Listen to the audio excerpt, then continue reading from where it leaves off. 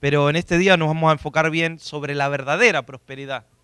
No soy un predicador de prosperidad, hermanos, en el sentido de que no estoy todo el tiempo hablando de eso, porque predicamos todo el consejo de Dios, ¿no? No solamente un tema, predicamos todo el consejo del Señor. Y prosperidad no es sinónimo de dinero.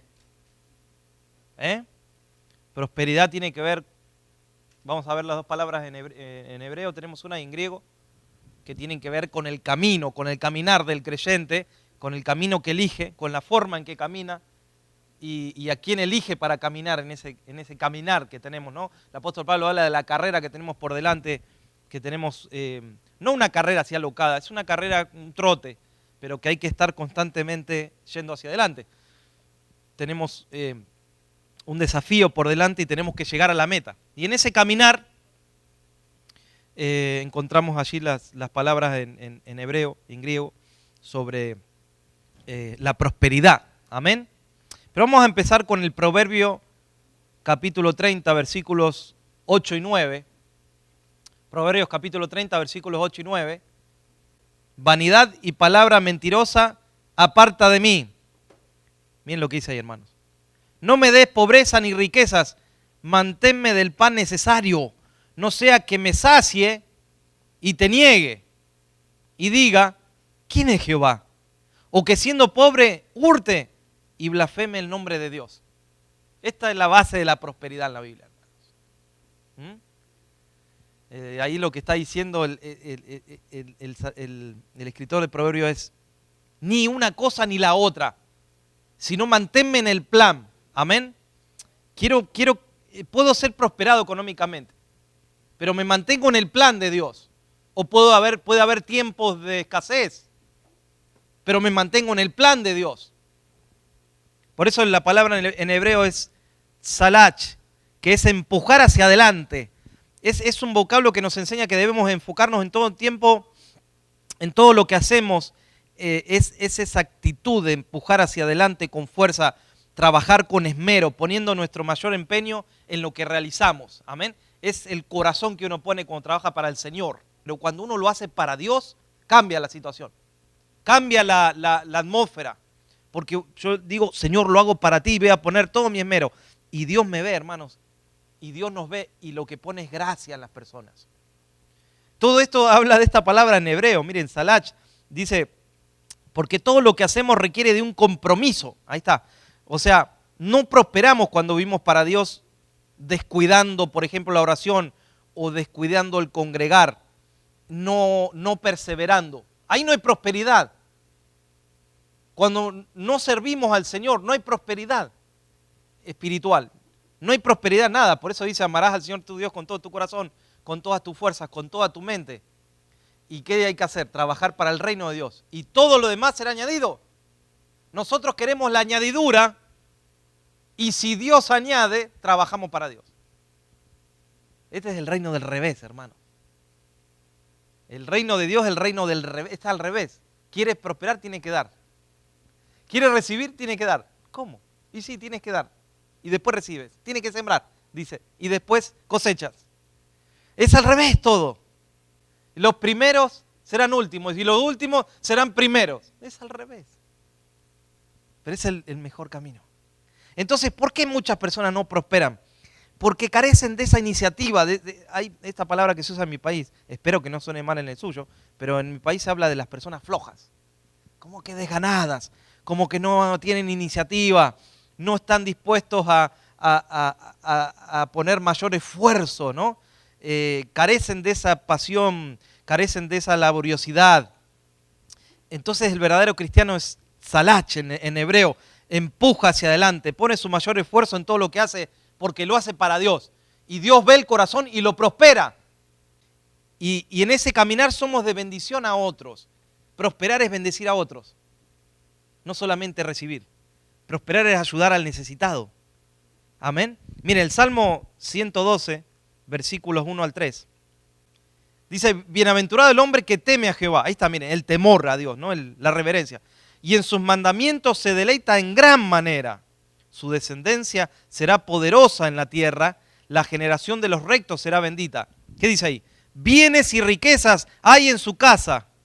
Bienes y riquezas. Pero no solamente oro y cosas materiales. El salmista dice, hay bienes, hay riqueza porque hay una persona noble, hay una persona que ama al Señor. Por eso se deleita, y no un poquito, dice, en gran manera se deleita en los mandamientos del Señor. Es bienaventurado. Su descendencia será poderosa, pero no está hablando de obtener cosas materiales. Eso es una añadidura, hermanos. Primero lo que el Señor quiere es que tú prosperes en las cosas espirituales. Que tú crezcas en lo espiritual, que tú crezcas en que tu alma, tu corazón sea restaurado. Eso es ser un hombre y una mujer próspero. Y luego, claro que hay bienes y riquezas materiales, pero no está el Señor siempre pensando en el dinero, en las posesiones. Está pensando en las riquezas en el corazón, hermano, lo que hay adentro. Amén. Entonces no hay duda de que Dios nos quiere prosperar. Sí, Dios te quiere prosperar. Pero lo más importante es la prosperidad espiritual. Claro, la económica también. ¿Quién no quiere ser prosperado? Pero lo importante, Dios está viendo la prosperidad espiritual. No podemos caer solamente en el error de que Dios solamente quiere prosperarnos económicamente, ¿no? Por eso el Proverbio 22:4 dice, riquezas, honra y vida son la remuneración de la humildad y del temor de Jehová. O sea, lo material que pueda recibir y la riqueza que pueda tener, ¿qué dice? Son la remuneración, o sea, el pago de la humildad y del temor. ¿Sabe qué es ser próspero? Ser humilde. Aún puedes tener mucho dinero y ser humilde. Yo conozco gente a la cual trabajamos, que son ricas, muy ricas, sin embargo son muy humildes. Y tú lo miras y dices, esto tiene tanto dinero, no parece, son humildes. Y tienen muchas posesiones. ¡Wow! ¡Qué nivel, ¿no?, que hay ahí! Entonces, y tienen temor de Dios. Ayudan al prójimo. Y Dios le da también. Ahora es fácil enseñar prosperidad cuando se vive en un país próspero. Saben que las teologías de las prosperidades que hay últimamente dando vuelta estos últimos años, surgieron de este país. Este país es próspero. Aunque haya crisis, hay prosperidad.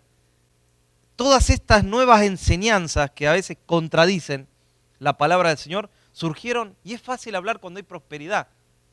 Pero ¿saben qué? Eso muchas veces insulta a muchos creyentes en lugares pobres que adoran también al Señor y que están pasando por momentos de necesidad y que también son iguales y aman al Señor.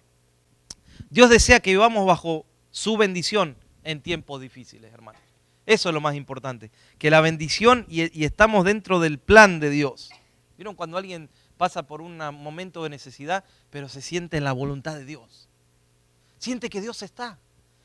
No sabemos qué está pasando, Dios está tratando, Dios está trayendo una prueba quizás, un tiempo de prueba, pero sin embargo esa persona está bendecida, tiene paz, duerme tranquilo porque sabe que el Señor está, el Señor está cubriendo, está cuidando de esa persona.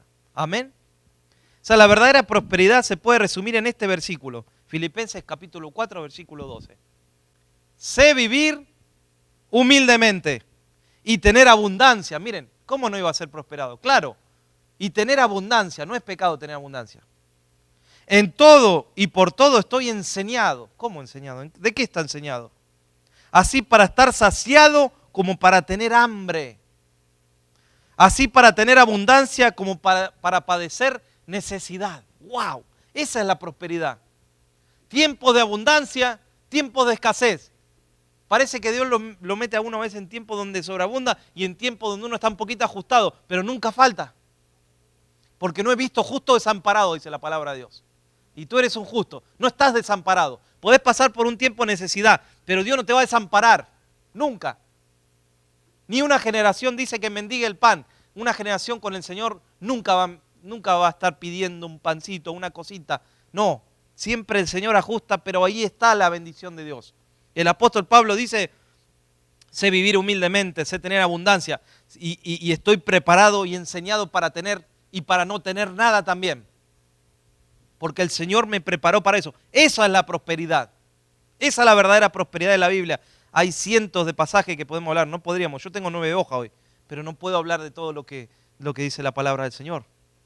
Entonces, ¿qué quiere Dios? ¿Un cristiano rico o pobre? Me pregunté esta semana, ¿no? Bueno, yo tengo mi punto de vista sobre la pobreza. Hermanos, la pobreza es una elección. Tú puedes elegir ser pobre. Pero el problema es que en muchos países las personas que son pobres no han elegido ser pobres. Les tocó no tener nada, quizás, ni un techo. Les tocó. No eligieron ser pobres, no eligieron no tener ropa, no eligieron, simplemente nacieron en un país donde hay corrupción o donde hay pobreza. Pero la elección es de uno. Jesús eligió ser pobre, mire. Siendo rico, dice la palabra de Dios. Dejó el lugar, la posición que tenía y ¿qué se hizo? Hombre. Y en esa posición de hombre todavía se humilló más, se hizo siervo. Y en esa posición de siervo se humilló más, muriendo en la cruz. Eligió. Eligió ser pobre para que nosotros seamos enriquecidos, dice la palabra de Dios. Amén. Entonces, ni la pobreza ni la riqueza son sinónimo de cristianismo, ni de alguien que esté más cerca de Dios. Porque a muchos dicen, el pobre está más cerca de Dios. Y otros dicen, no, el pobre no, el rico porque es prosperado está más cerca. Miren, hoy estamos en una lucha a ver quién está más cerca o más lejos. No es sinónimo ni de pobreza, porque el que busca al Señor es bienaventurado los pobres, ¿en qué? En espíritu, dice, ¿no? Esa es la pobreza verdadera, el pobre en espíritu. Pero tampoco el que tiene demasiado, Dios lo prospera aquel, porque es rico, ese está con Dios. No, no es sinónimo, ninguno de los dos. No se puede decir que el ser pobre es mal, está mal, o el rico estar bendecido. Pero hoy estamos lamentablemente siendo invadidos por una serie de, yo acá puse la teología de la prosperidad. No está basada en la palabra de Dios, sino que es un énfasis en el aquí y el ahora. No sé si te has dado cuenta. Es un énfasis en el ahora, no estás pensando en la eternidad. Estás pensando en que tú ahora, aquí, en la tierra, aquí ahora, tengas todo, alcances todo lo que quieras. ¿No? Yo le predico, usted puede sacar sus conclusiones. Y muchas veces tergiversando la palabra de Dios. Muchos dicen, no, porque los cristianos tienen que ser ricos, hay que sacarle el dinero a los paganos. Y ese dinero lo tenemos que agarrar nosotros. Yo escucho, hermano. Escucho y veo a ver qué se está diciendo por ahí. Hasta han dicho que Adán y Eva lo que hicieron fue agarrarse el diezmo. Por eso pecaron. Mira hasta dónde llega el evangelio de la prosperidad. Algo que a mí me dio por náuseas cuando lo escuché. Después de haber estudiado es como tirar a la basura 7 años de preparación bíblica. Sin embargo, es lo que hoy se enseña a personas que no buscan. Por eso tú tienes que buscar en la palabra. Tienes que ser como los de Berea. Lo agarraron a Pablo y le dijeron, espérese Pablo, tenemos que ver que lo que usted está diciendo está aquí en la palabra. Mire, ¿usted le diría eso al apóstol Pablo? No, el apóstol. Imagínate si lo tuviéramos aquí a Pablo. Sin embargo, ellos dijeron, está bien, tenemos que ver acá que esté. Eso no eran algo así que le hablaban y no, esos estaban preparados en la palabra del Señor. Así tenemos que ser nosotros también. A ver si está en la palabra. Si lo que estamos predicando está acorde con los versículos de toda la Biblia. Amén. Entonces, yo pienso que enseñar que todo cristiano tiene que ser rico es una burla para aquellos que de corazón sincero sirven a Dios en países pobres. Recientemente estaba escuchando a 2 teleevangelistas, predicadores de la televisión. Y yo no estoy aquí para juzgar a nadie, hermanos. Pero uno le decía a otro que tenía que tener su jet privado. Y el otro le dijo, ¿y por qué? Yo quiero un jet privado, ¿pero por qué? Y dijo, ¿no ves todos los demonios que hay en el avión cuando subes? Yo dije, wow. Y esos dos hablaban y estaban de acuerdo. No han conocido la pobreza. ¿Cuántos presidentes hay ricos, no? Que no conocieron la pobreza. Por eso no gobiernan para los ricos. No conocieron, no tuvieron hambre. No tuvieron necesidad. Muchos tampoco saben de la necesidad, entonces están pensando en los jets privados. Está bien tener un jet privado, pero hermanos, no son demonios. Son personas que necesitan a Cristo. Como una vez nosotros lo necesitamos. No hay que ver así. Hay que ver con amor al otro. Entonces Jesús dijo, Los ciegos ven, los cojos andan, los leprosos son limpiados, los sordos oyen, los muertos son resucitados. Y a los pobres, dice, mire, a los pobres les he anunciado el Evangelio. Porque eran los que lo seguían. Los que tenían conocimiento no lo habían reconocido Jesús. A los suyos vino, a los suyos no lo recibieron. ¿Qué hizo? Fue a buscar a los que con un corazón abierto y sincero recibieron a Jesús. ¿Quiénes eran? Pobres. Él comía con pobres y con mujeres de la calle. Y era mal visto Jesús. ¡Ah, come con pobres! Santiago 2, 5 al 7 dice, hermanos míos, oíd, ¿no ha elegido Dios a los pobres de este mundo para que sean ricos en la fe y herederos del reino que ha prometido a los que le aman? Pero vosotros habéis afrentado al pobre. Ahí le está hablando a los ricos. ¿No os oprimen los ricos, son aquellos mismos que os arrastran a los tribunales? ¿No blasfeman ellos el buen nombre que fue invocado sobre vosotros? Miren qué fuerte. El pecado no era que eran pobres, el pecado era que se los menospreciaban a los pobres por no tener. El rico también puede ser salvo. ¿Cómo no? Claro que sí. No estamos diciendo no estamos de ningún lado, hermano. Estamos del lado de aquel que se entrega al Señor. Y mientras estaba estudiando yo la palabra del Señor, vieron que vengo hablando del joven rico, ¿no? Siempre digo algo del joven rico después de ese sermón. Y el Señor me mostró algo mientras lo leía de nuevo. Me dijo, léelo de nuevo. Y lo leí de nuevo. Sí, yo sé, Señor. Él dijo que había guardado todo en la juventud. Y él preguntó qué más le falta. Y Jesús le dijo, si quieres ser perfecto, anda, vende todo lo que tiene y dáselo a los pobres. Y tendrás tesoro en el cielo. Y ven y sígueme. Yo le decía, Señor, ya lo leí varias veces. Me dice, ¿te has dado cuenta de algo? Me dijo el Espíritu Santo. ¿Te has dado cuenta que esos versículos contradicen la teología de la prosperidad de estos tiempos? Y yo dije ahí en oración, ¿cómo? Me dijo, ¿qué clase de evangelio de la prosperidad es el que Jesús le dijo al joven rico? Era rico y en 24 horas iba a quedar pobre, porque tenía que vender todo lo que tenía. ¿Te has dado cuenta? Si Jesús hubiera sido un predicador de la prosperidad, no le hubiera dicho nunca a un rico que quede pobre. Y eso fue lo que le dijo al joven rico. O sea que de un día para otro el joven rico va a ser el joven pobre. Fíjate. Y el joven rico dijo, no, yo tengo muchas posesiones. Me quedo con los del Evangelio de la Prosperidad, no con vos, Jesús. Pues sigo siendo rico. Jesús, ¿qué consejo es este, hermano? Que de un día para otro el joven rico iba a quedar pobre. ¿Qué clase de evangelio es? Es el verdadero. No el que se predica en estos tiempos. Ahora, yo no estoy planteando que el cristiano debe ser pobre para alcanzar el reino de Dios. No me entienda. Comprenda lo que estoy queriendo decir. Lo que quiero decir es que el cristiano puede ser rico o pobre y eso no determina su prosperidad. Ni la pobreza ni la riqueza, sino el estar en la voluntad de Dios. El vivir bajo las alas del Señor. El tener un plan para con Dios. El someterse a Dios. Ay, qué difícil que es. Dios quiere que estemos bajo sus alas, no importa el tiempo que estamos pasando. Refúgiate en el Señor. Refúgiate ahí en el Señor. Ore. Porque eso no es estar en pecado cuando falta. Y cuando sobreabunda tampoco. Sino que es el Señor. Ahora, fíjate, Job, un ejemplo. No podemos decir que Job no fue un ejemplo porque dice que era un hombre justo, ¿no? Job fue rico y pobre a la vez. Yo estuve leyendo el libro de Job. Fue rico y pobre. Porque estuvo en los dos extremos. Riquezas y pobreza. Perdió todo de un día para otro. Pero ninguno de estos dos determinó cuál era la condición espiritual. O cuál era su, digamos, su prosperidad. Porque cuando lo tenía todo, Dios mismo dio testimonio diciendo que era perfecto.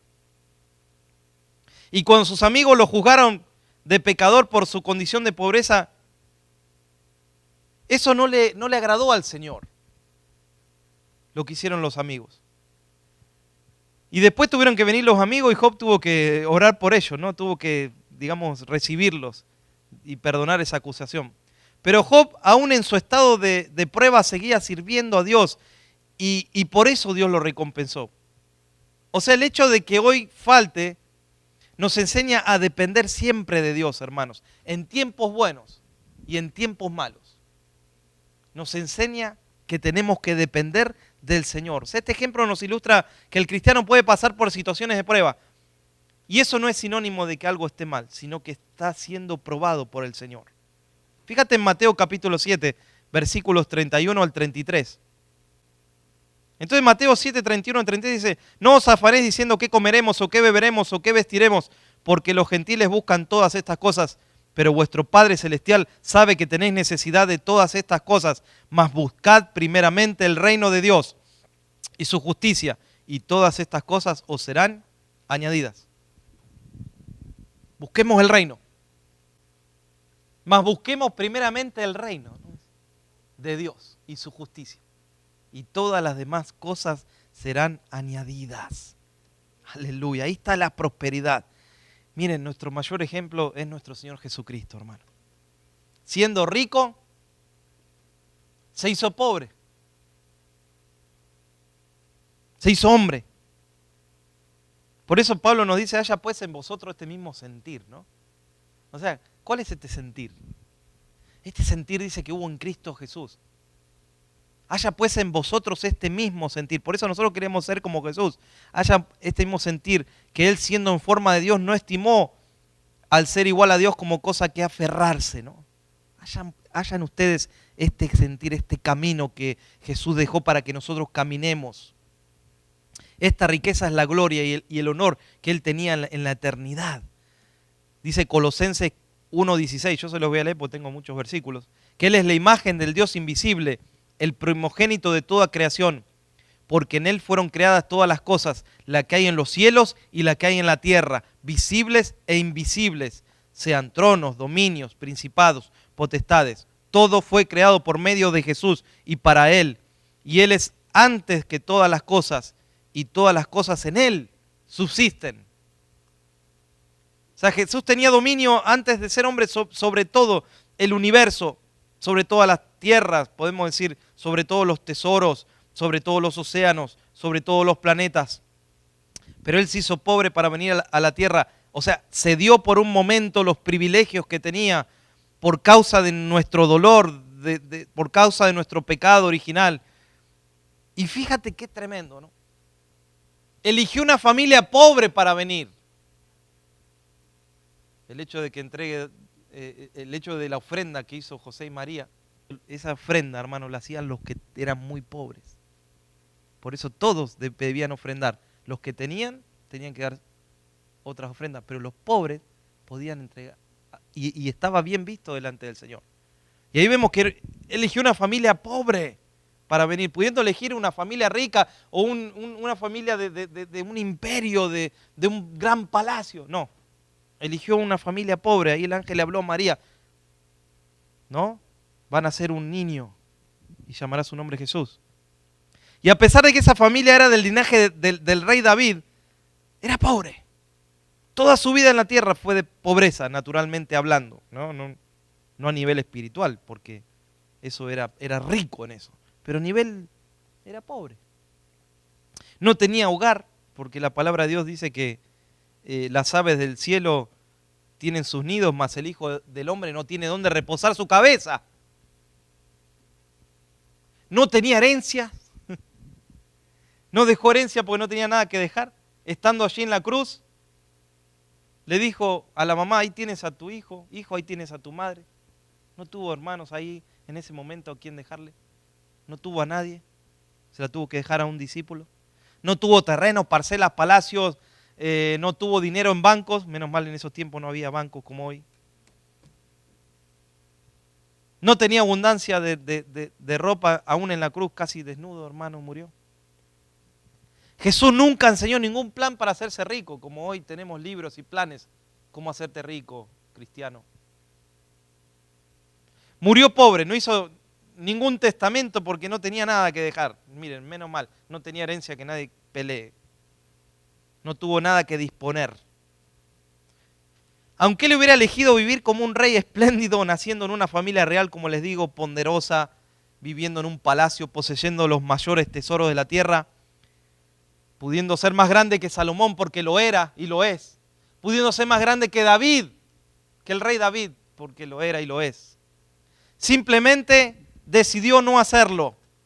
El Creador se hizo hombre, habitó entre nosotros, se hizo siervo. El que daba órdenes al universo se hizo obediente hasta la muerte. Por eso yo creo, hermanos, que la prosperidad tiene que ver con ser una persona honesta, obediente, entregada a Dios. Que camine en el camino que Jesús nos abrió como precursor. Caminar por el camino donde Él caminó. ¿Y cómo lo hará Dios? Pues tenemos que ser obedientes a su palabra. Trabajar, ser un buen trabajador, honesto, no robarle a nadie lo que... ¿Para qué robar? No, yo una vez me encontré, estábamos trabajando y vi que algo brillaba y antes de aspirarlo encontré un anillo, nunca vi algo tan precioso. Era un diamante que jamás vi en mi vida, hermano.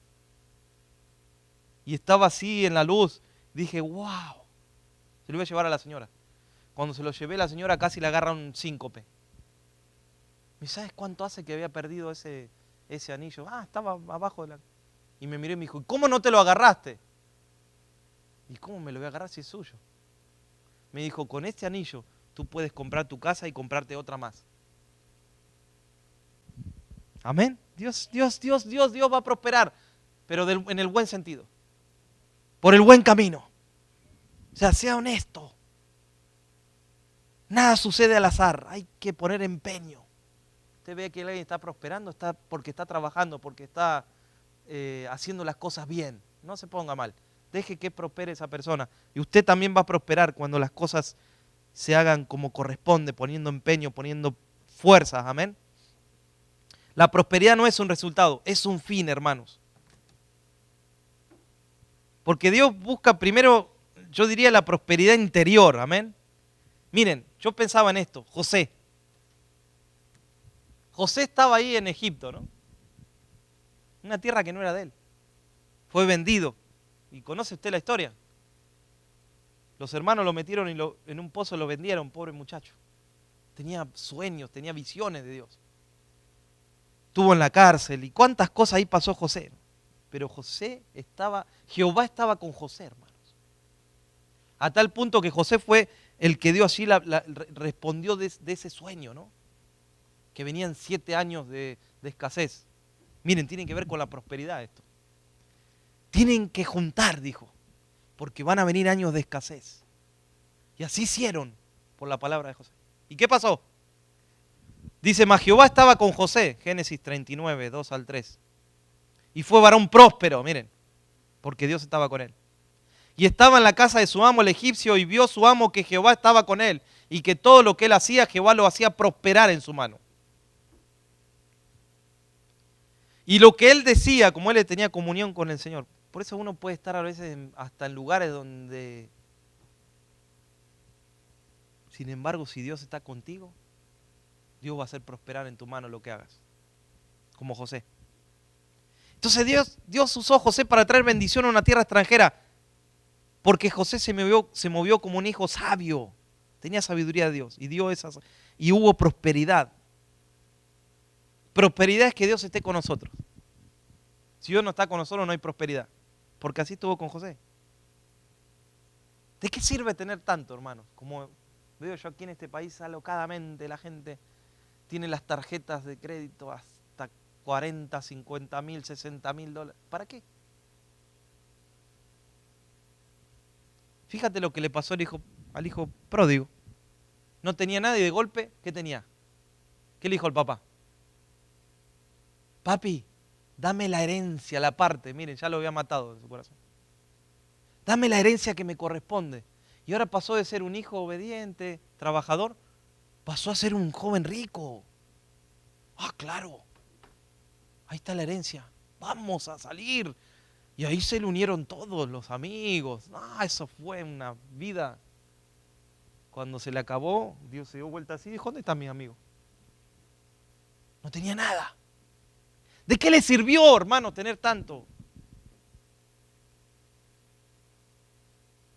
¿De qué le sirvió tener tanto dinero al joven rico?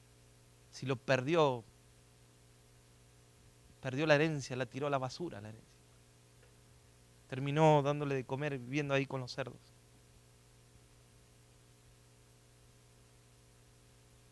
¿De qué le sirvió?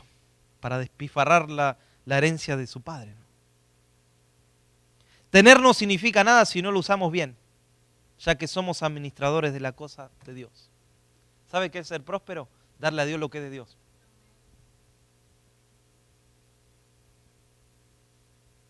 Jesús dijo, denle a César lo que es de César y a Dios lo que es de Dios. Y Jesús estaba enseñando la prosperidad verdadera. Lo venían allí queriendo hacer pisar al Señor, ¿no? Por eso yo siempre digo, mejor el 90% bendecido que el 100% bajo maldición. Dale a Dios lo que es de Él, eso es prosperidad. Dice, tesoro precioso y aceite hay en la casa del sabio, mas el hombre insensato todo lo disipa. Proverbios 21:20. ¿Conoce gente que pierde todo? Lo que agarra lo pierde. ¿Conoce gente? Todo lo disipa, dice el hombre insensato. Pero hay un tesoro precioso y hay aceite, ahí nunca falta, en la casa del sabio. Por eso somos mayordomos, eso es prosperidad, ser mayordomos de Dios, usar las cosas de Dios como corresponden. Somos mayordomos también del tiempo, hermanos. No puede ser que no haya tiempo para orar, no haya tiempo para congregar. No puede ser que no haya para poder ser generoso, darle a alguien. Eso es prosperidad también, cuando sos generosos. Por eso, para concluir, te digo esto en este día. No busque la prosperidad, busque aquel que prospera. Busque aquel que prospera, que es el Señor. Y si busca aquel que prospera, Dios lo va a prosperar. Dice, deleítate a sí mismo en Jehová, y Él te concederá las peticiones de tu corazón. Encomienda a Jehová tu camino, confía en Él y Él hará.